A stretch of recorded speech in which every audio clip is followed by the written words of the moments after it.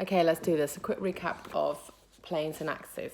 So as we said today, planes and axes allow for the body movement to occur in different ways, in different angles, and in any way possible. There'll be imaginary planes, flat plates, flat surfaces that allows for particular bodily movements to occur.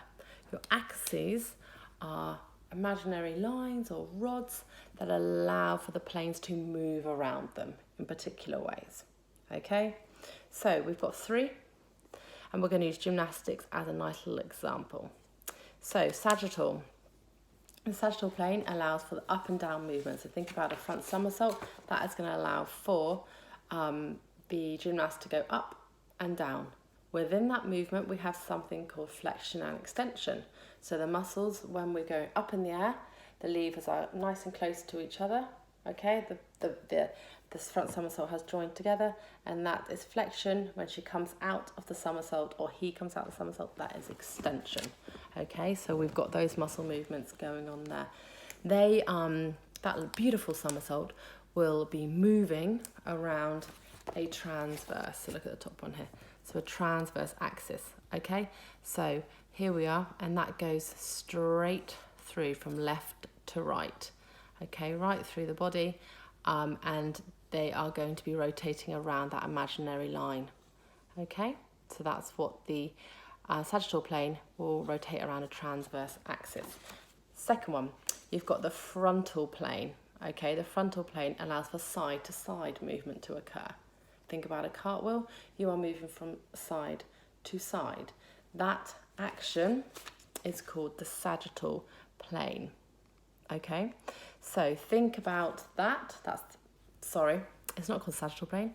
It's called the frontal plane. The sagittal axis runs straight through the belly button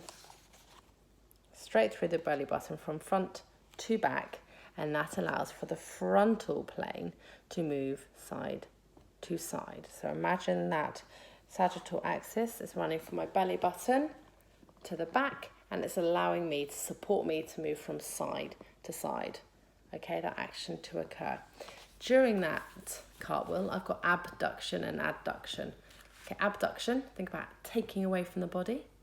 Adduction is adding towards the body. So when you are in that beautiful cartwheel, okay, both hands are on the floor and your legs are fully extended away from the midline of the body, that is abduction.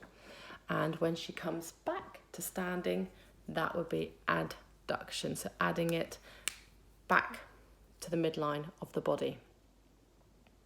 Okay, how are we doing? So then we have, I hope we're doing okay, transverse plane. Okay, we've got the transverse plane, and that divides the body from top to bottom. Beautiful picture down here. Here's the beautiful head, and here's the beautiful legs. So from the skull down to the bottom, think about a merry-go-round, and that pole holding those horses up. Think about that with you going from top to bottom.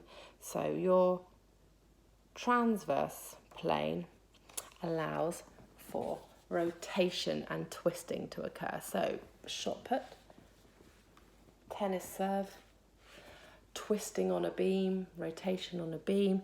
It allows for you to do a beautiful,